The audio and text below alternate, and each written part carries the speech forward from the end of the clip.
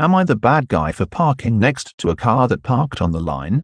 Tonight, I drove to CVS to pick up popcorn for a Christmas movie with my kids. I parked in the closest open parking spot to the door. When I got out, I noticed the car next to mine was very close. I had to squeeze through a cracked door just to get out. I double-checked to see if I parked poorly, and I was right in the middle of the spot. However, the car next to me was on the line. Not over the line, but the wheels were touching the line. I didn't think much of it. My kids were waiting and I wanted to get in and get out. When I came back, the owner of the other car was checking for possible dings, presumably from my car door opening. They were about to get in when they saw me walk up to them. Then, we had this interaction. Them, is this your car? Me, yes, it is. Them, why did you park next to me when there are so many other spots? Me, I just parked in the closest spot to the store. Them, you're so close to my car when you could have parked anywhere else. Me, I'm parked in the middle of the spot and you're on the line.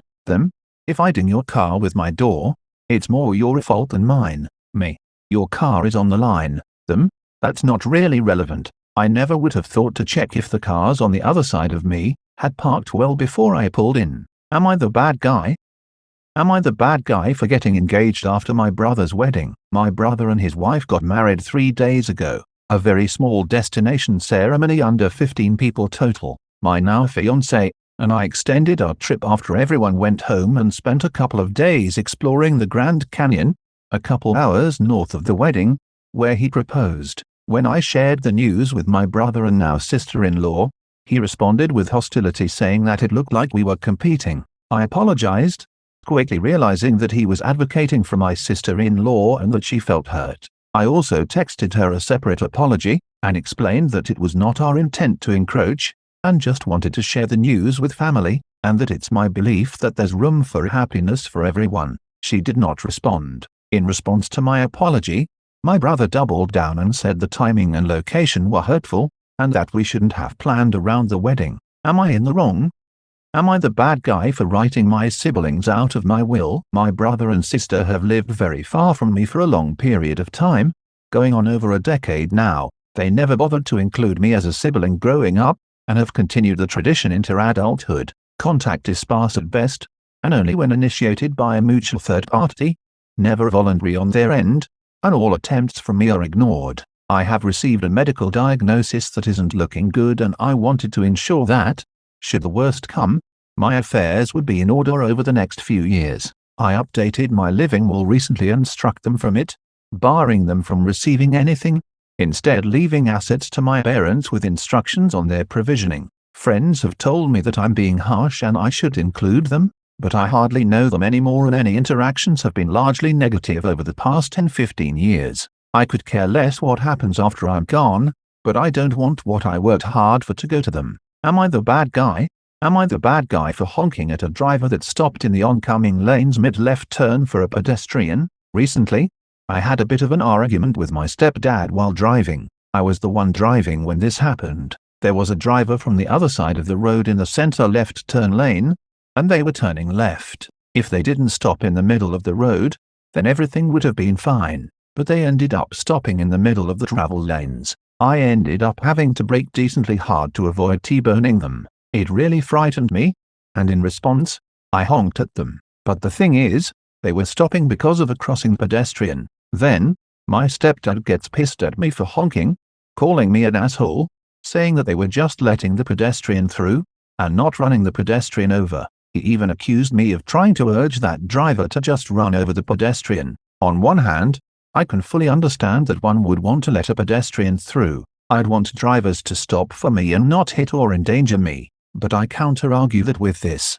if the other driver couldn't clear the driveway by the time the pedestrian would reach it, then they should have stayed in the CLTL and waited for the pedestrian to get fully across, even if that means having to wait even longer for a gap in oncoming traffic. If I were that other driver, that's what I would have done. Am I the bad guy?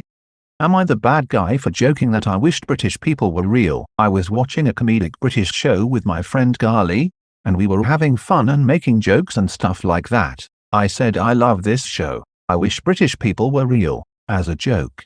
Obviously, it was supposed to be unserious and stupid, but Garlic gave me a weird look. She said that's a weird thing to say. I was taken aback because she's seen me make much weirder jokes than that, and I had no idea why she was hung up on this one, but I apologized and told her it was a joke. And I obviously didn't think British people are not real. I followed up by saying that on a serious note I like British culture, otherwise I wouldn't be watching this show. She asked how I would have felt if she said Korean people weren't real. I'm Korean. I told her I would also take it as a joke as long as you're not offending me or my food or whatever. She scoffed and just kept watching. I didn't know this joke could be insensitive. I mean, I know it's kind of a stupid joke, but I didn't know it could offend like that. She's not even British, so I'm doubting myself on whether this was offensive or not. Am I the bad guy for touching someone's foot at the movie theater? The place was mostly empty. 2 people sit down behind me. One of them puts their feet, no shoes, yes socks, on the headrest to my right, under a foot away from my face. After a bit I realize and without thinking I move it because it's just instinctively disgusting.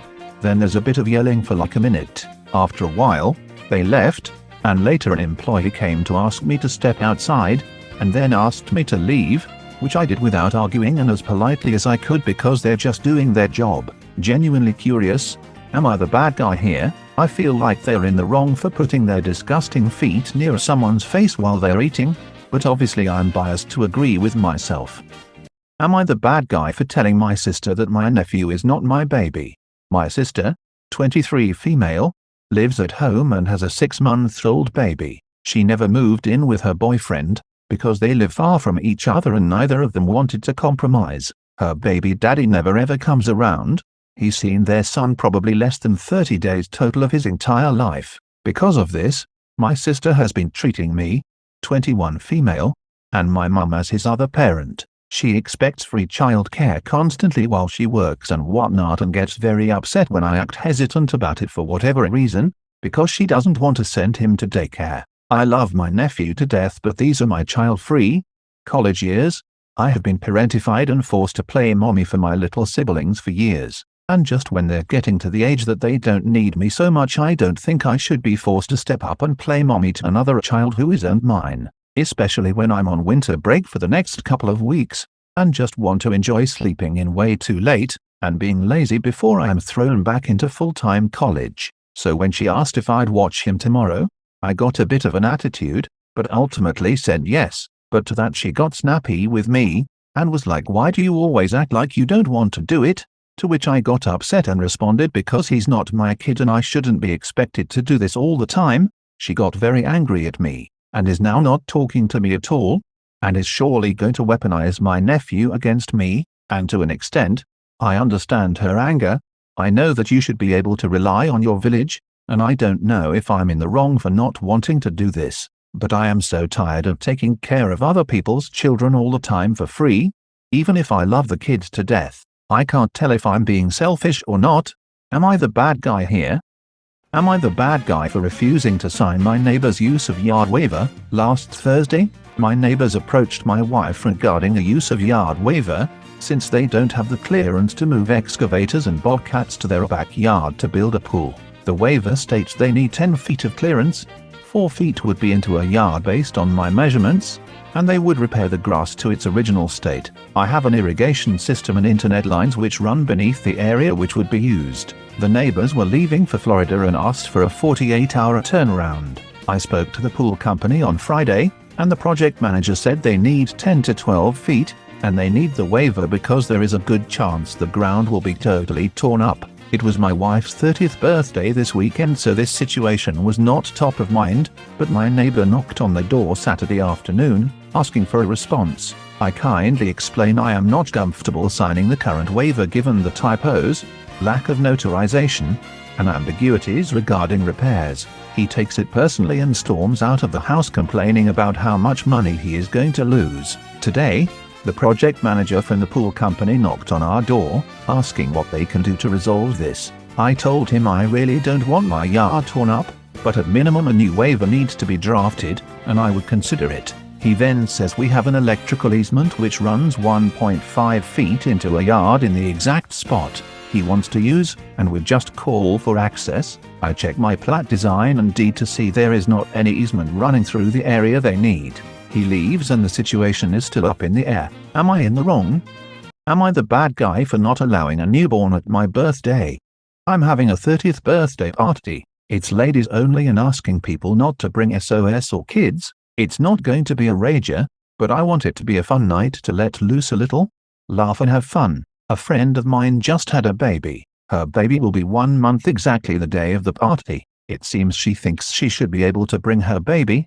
However, I am leaning towards sticking to my request of no children, which means she won't be able to come. From what I hear, she's upset and doesn't think this is fair. She wants to bring her baby. Now this may be selfish, but I know that bringing the baby will impact the vibes of the party. The focus will be on the baby instead of enjoying our time together. I know that no one else there will obviously be offended or anything like that. I too am a mum.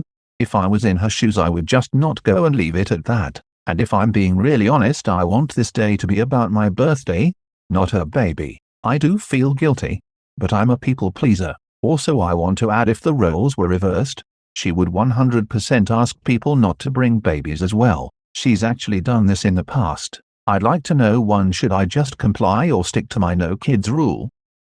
Would I be the bad guy for not texting my mum when I walk to Starbucks in the morning? I'm currently living with my parents, where there is a Starbucks a 5-minute walk away. The past couple days I've been walking there in the morning, when they first open, to get a coffee. Usually in the morning I drink a coffee then immediately take a short nap.